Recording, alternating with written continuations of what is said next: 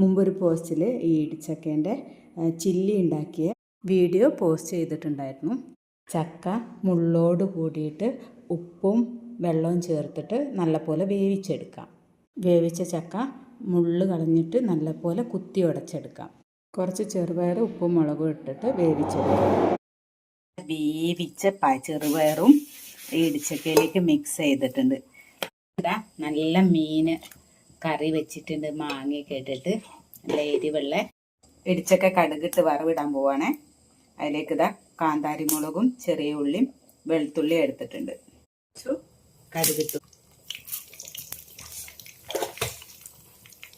തിളച്ചോണ്ട് നിൽക്കുന്നുണ്ട്.